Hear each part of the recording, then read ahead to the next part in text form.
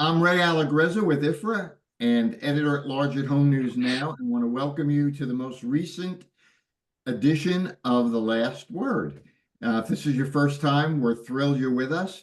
The premise of the show is simple. We talk to industry and thought leaders and about some topics that are important to them in the industry, and we also hope to give you a better look at them as individuals. So, moving right along, today I am thrilled to have Charlie Malouf and Manny Rodrigues of Broad River Retail. These guys are really doing it all and doing it well. Guys, let's just start. Give us a quick snapshot of how you guys met and the genesis of Broad River. Ray, so good to be with you. Love the guitar in the background there. And Thank you.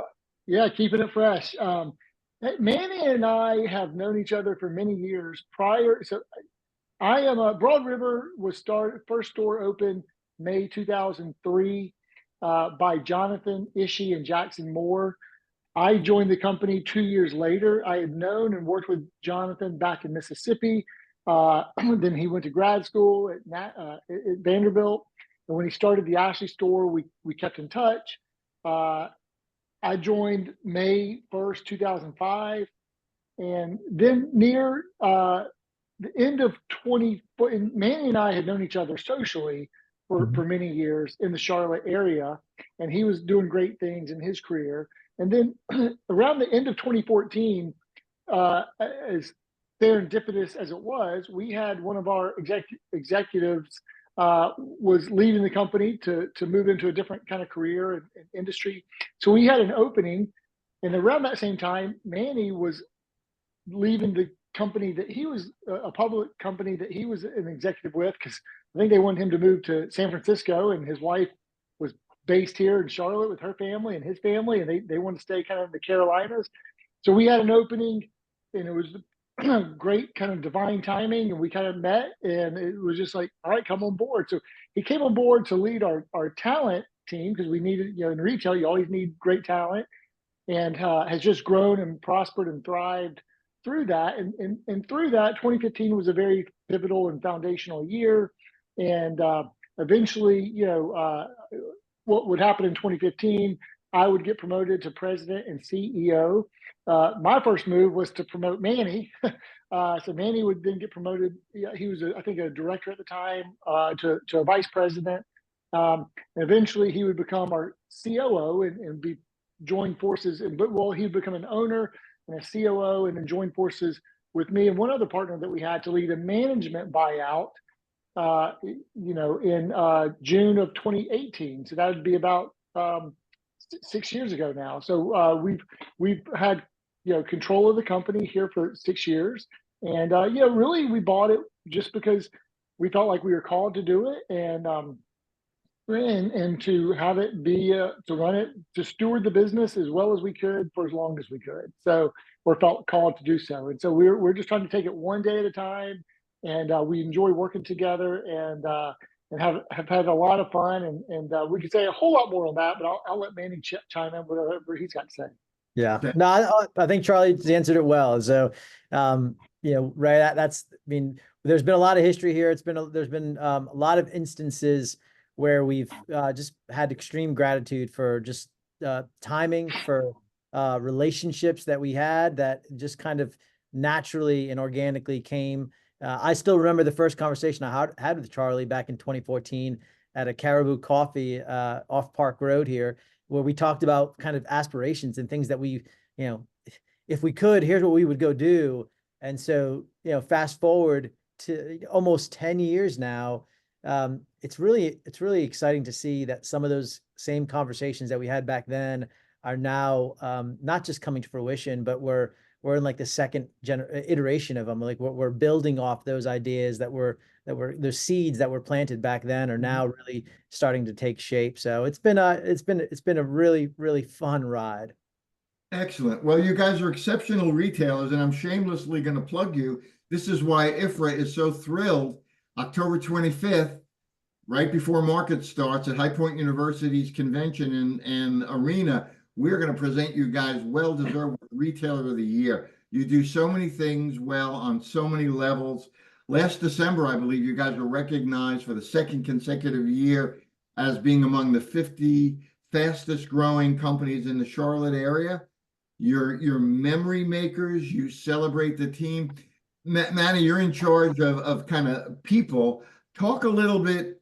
My sense of having been a reporter in this industry for too many years and covering a lot of retail is you do a lot of things differently. You're people focused and people centric, both in terms of your customers and your team. Talk to me a little bit about what you guys do different and how it's paid off. Yeah. Well, no, well, thank you for that, Gray. We're deeply humbled by the award, the recognition that you all have, bestowed on us. It's a really exciting milestone for us to achieve, but we really give the thanks to all of our people. You mentioned it.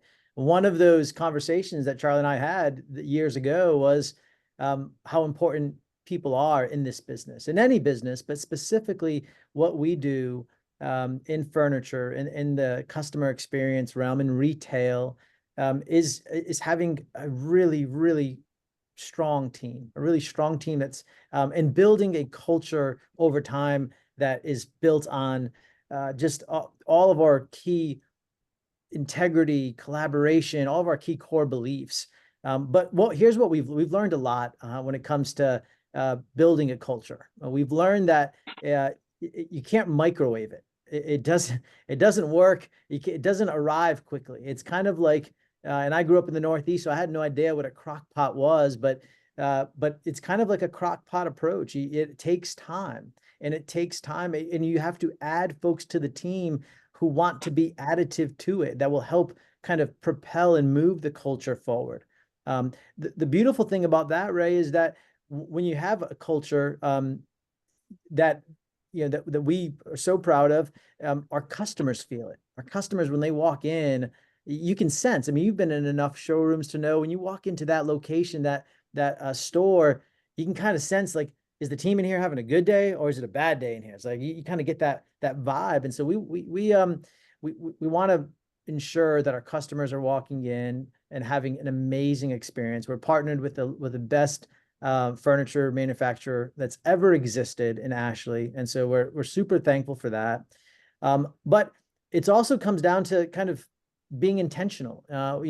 One of the things that I love about Charlie and our team is we're constantly, we believe that language is cultural. We're constantly looking at ways to further increase our engagement. And so how do we do that? Well, we want to make sure that everyone understands their career path. In an industry like ours, we've gotten numb to the term of RSA. It's a term that's been out there for a while. And back in 17, 18, when we kind of had to hit the reset button, we looked at, well, why would someone who we're hiring today, who, yes, maybe they have a history, maybe they don't, in furniture sales, why would we give them the same title as one of our key performers who's been with us for several years, who's written over $1 million, and so we looked at it and we built out career paths. And we not only built out career paths, we also studied a lot of comp plans,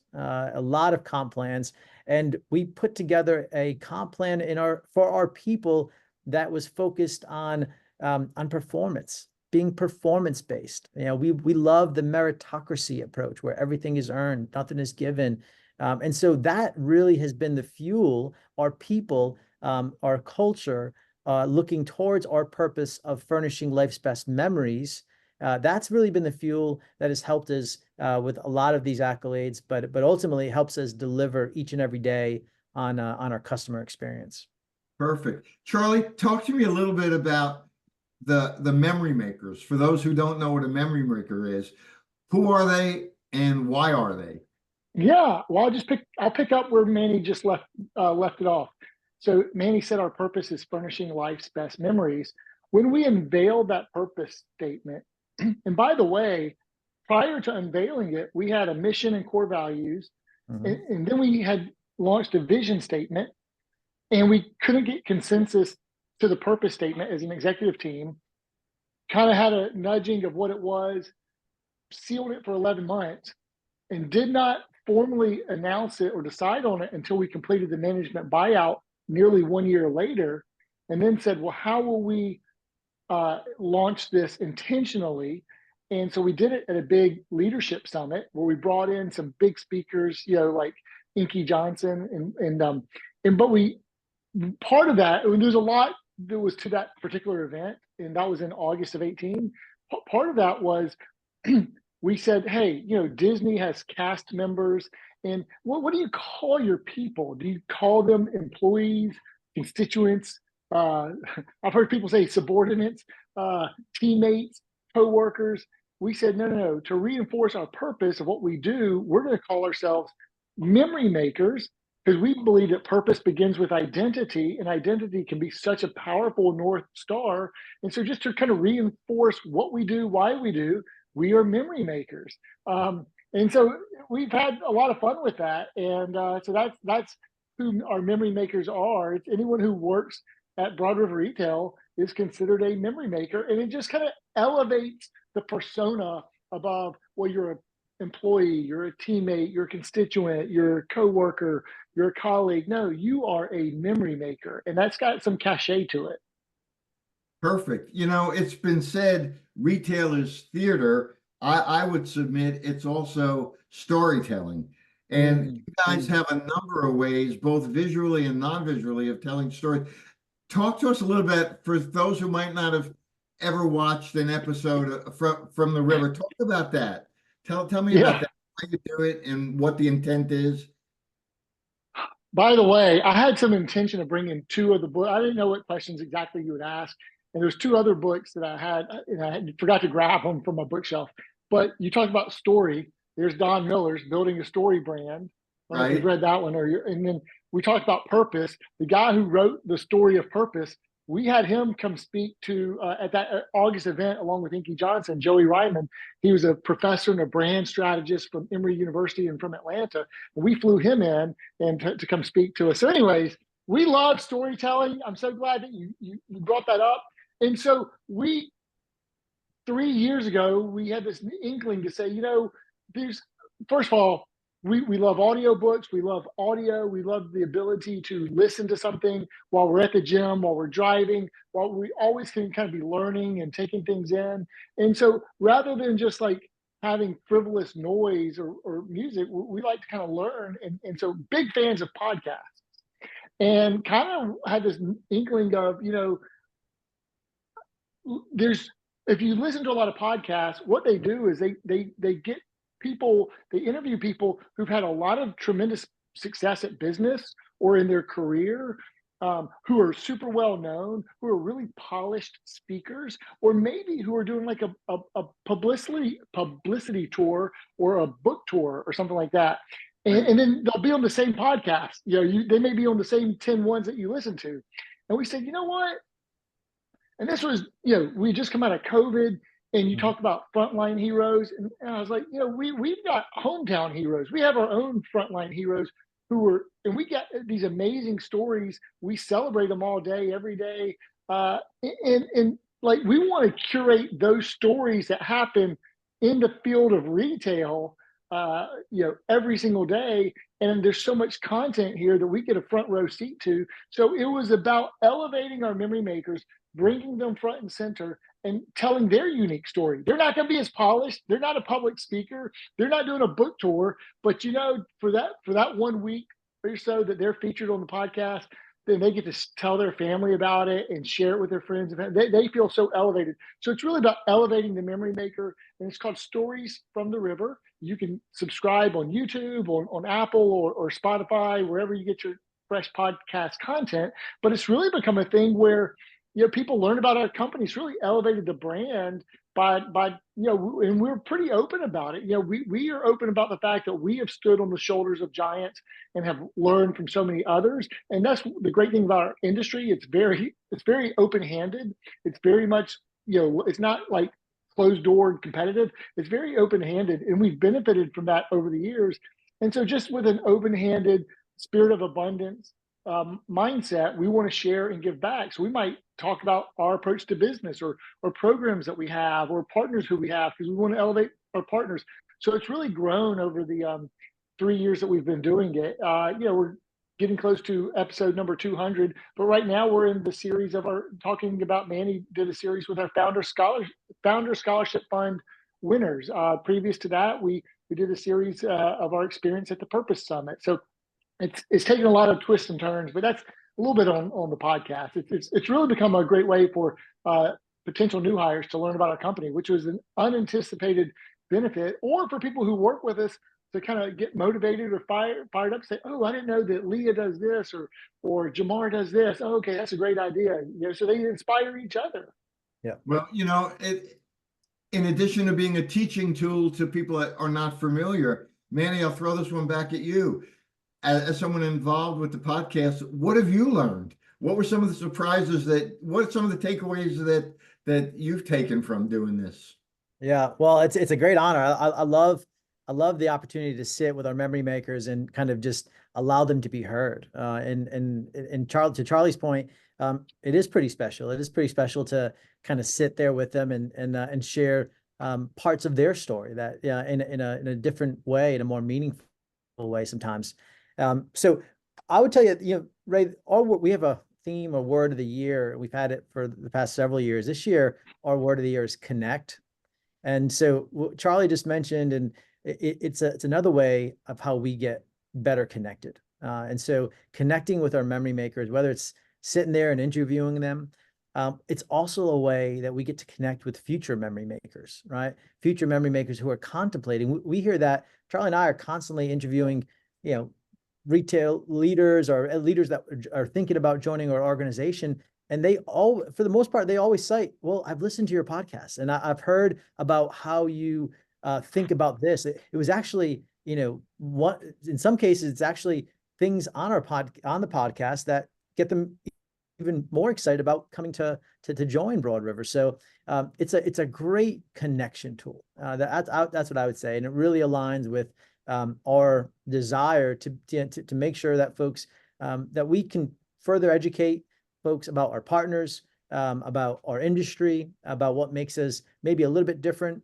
but ultimately kind of what is the heartbeat at the heart of Broad River, which is, to our earlier point, our people. Absolutely. Charlie, you want to add to that something that you've learned by listening and doing the podcast? I was thinking about that when Manny was talking after you asked him. I'll tell you what I've learned. It's a lot of work, Ray. It's not. It's a lot of work. We hired an agency to kind of help us produce it, and if we were just to make them audio, it'd be like 90% less work. But they said you really got to have these on YouTube. You got to take advantage of the YouTube and the video audience. Who said, okay, that amplifies the workload tremendously when you're on camera and the technical and everything else. To learn about audio engineering, learn about wardrobe changes, learn about the prep work to kind of think of the questions, how to be a good interviewer, learn about post-production and all. So did I learn that I don't like doing 4 in a day? That's how they said, no, we got to get you in and do 4 in a day. It's like, no, we're not going to do that anymore. That's going to burn me out. But I would tell you, I've learned how much it has really been appreciated by our people and by people who are thinking about joining the company to learn about the company, because now we have an archive of content. And then I would tell you, I get random people who I would think would have no purpose at all about listening to the podcast, who send me notes and said, hey, keep it going, love the podcast. I'm like, I just know you socially in Charlotte. What are you doing listening to it? Or hey, you have no idea how much the podcast is inspiring people. I think people like to see, the everyday hero get elevated and to hear their story. And I think it gives people a belief that, they can do it. They've had success, or it teaches people how to treat their people. So if nothing else, if Manny and I could hang our hats on a career that says we help inspire other businesses to treat people better and to reward people better and to not be fearful about the bottom line, but to trust that the bottom line will take care of itself when you take care of your people. And if we played our small role in stewarding that mindset, and the podcast was just a tool to help us do that, then job well done. And then we can feel good about kind of our career. Because at the end of the day, the world is shifting, right? We read a book one time called The Purpose Economy. And so if you talk about like moving from the agrarian economy to the industrial economy to the knowledge economy, as this book posited, to the purpose economy, and people want meaning, they want connection, as Manny mentioned earlier. They want, one of the reasons we picked the word connect is because of what the Surgeon General declared a year ago, that loneliness and isolation is a epidemic in our country. And so you got people working from home, being disconnected. And you got really negative things on the rise because of that. And so how can business be a force for good? How can treating your people better be a force multiplier and amplifier to raise your business and raise the boats of others around you, either in your industry or in your network who you're connected to? So, those are all things that kind of we think about when we think about like the organizational ripple effects that our business has and the wake that we will leave. We want that wake to be positive and to feel good about that and to do business the right way and not worry about, the harvest. The harvest will come. We'll trust that it will come, but to do business the right way and to be very mindful of our organizational wake. And that's nothing that we kind of originated. That's all stuff that we heard, learned, borrowed. A lot of that came from the origins of the conscious capitalism movement, who inspired us, who kind of then transformed into kind of how we think about business today. And guess what? It works.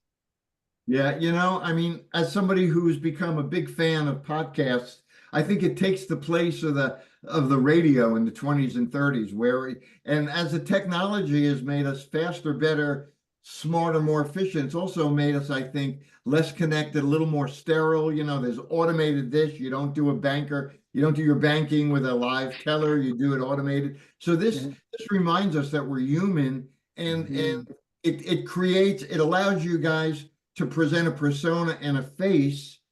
And when people buy furniture, which is really, in my book, touchy-feely, they want to do business with people they know and understand and like. All right, enough said out of me. This is your show, not mine. We got about 5 minutes left, so I got two quick questions. Long-term and short-term outlook for the business the way it currently sits. Both of you, why don't you go first? Manny, you want to take it or you want me to? I think we're probably going to focus on how we view the growth strategy. So go ahead. You can start it off, and I'll fill in any points. Look, Manny mentioned it earlier. We're partnered with Ashley. It's been a blessing for us to be partnered with Ashley. We're in desirable markets, at least we think so. We're in the United States of America, the greatest country that's ever existed in the history of the world. We love our freedoms and our democracy. We think we need to fiercely protect it. We like the states that we do business in. We're in North Carolina, South Carolina, Georgia. And look, we like to grow. We over the last 14 or 15 years, we've grown at like a 14, 15, 16% compounded annual growth rate. Now that our revenues have gotten to a certain point, it's really hard to replicate that growth rate. However, that's the charge and the challenge. We want to responsibly grow, and so we have growth goals. We think goals are good to have, and we look at growth through current stores and all the investments we need to. We're going through a major overhaul in our current stores. Manny's leading the charge on bringing all of our current stores up to the latest and greatest. Where we're going to be in a store for a long. So we're both opening new stores, like we're opening 2 new stores this year, but we're remodeling like 6 or 7 stores. And so any store that we're going to be in for a long time, we're going to elevate it, because the only constant is change in retail, and you have to continue to pour back into your stores and bring them up current. And we see a good return on investment to that. And so that's a mark of a healthy business, be it from technology. We've got so many different technology tracks being innovated right now, or the retail experience and elevating it as well. And so we'll continue to do that and try. Any retail company should try to be thinking about growing same store sales. That's just the oldest retail metric in the world. So that's an important one. And then looking at the white space in our markets, the 2 new stores we opened this year, one in Aiken and one in Rock Hill, South Carolina, are both kind of fill-ins in the white space that we've determined in our existing markets. And then looking at new concepts looking at new concepts in our current markets. And the only new concept that we're activating right now is the Ashley Outlet concept. And so we've got some freestanding stores with Ashley Outlet. We also have some 2-in-1 stores with Ashley Outlet. Down, if we take a really long-term view, which we tend to be long-term thinkers, there might be other new concepts that come into the fold. And then if we do 1, 2, and 3 really well, there might be new markets, whether they're greenfield or acquisition markets, that might present themselves to us. But we really have to earn the right, improve ourselves, and maintain a fortress balance sheet, a healthy balance sheet, healthy economics, healthy P&L, so that when those and a healthy team and grow our people, but they'll propel our growth. We always say we will grow as far as our people will take us, or not. So we better invest in our people and have growth-minded people, and they will force us to find avenues and ways to grow. But we'll be strategic in one of those 4 categories. So short term, we want to grow. We have a double-digit compounded annual growth rate to 2030 and a target number that we want to achieve. And then long term, we just try to win the day one day at a time. So at retail, we don't have subscribers. We have to wake up every single day and go find some food, right? And go hunting. So we're retailers. We're old school retailers. It's not for everyone. It does kind of create a moat in terms of like that. It's not an industry for everyone. It takes a lot of capital and a lot of mindsets and up and down cycles, and you have to kind of be able to weather those storms. And that takes a win the day approach and how you're getting better every single day. So we try to focus inward on how we're getting better and what we can control by being really long-term thinkers and making sure that we have a healthy balance sheet and healthy budgets, all that kind of stuff. I got to jump in. We got a minute left. So I'm going to give you each 30 seconds. One bit of advice for the industry that what could the industry do better to make us all better? Manny, start with you. That's a great question. I would say that, our being people-centric. I think that success leaves clues. And so a big clue here is really focusing on our people, having thoughtful, intentional plans, and really leaning in because that's what's going to help us win the day. All right. We got 40 seconds left. Charlie, you got the last word. Don't focus on the competition. Focus on the guest in front of you and their experience. And don't forget that their last best experience was their expectation for their next experience. And that's the mark that we got to hold ourselves to in the standards. So keep elevating. All right, excellent. My takeaway from this is I know why IFRA is giving you guys Retailer of the Year. A lot of things going on. I want to it's quite an honor. Taking time out, and I hope to see you soon. Certainly before FIAB, October 25th, but continued good things. You guys make me proud to be in the industry. Thank you both. Thank you, Ray. Thank you, Ray. Appreciate you very much. So much. See you soon. Bye-bye. Thanks, guys. Bye.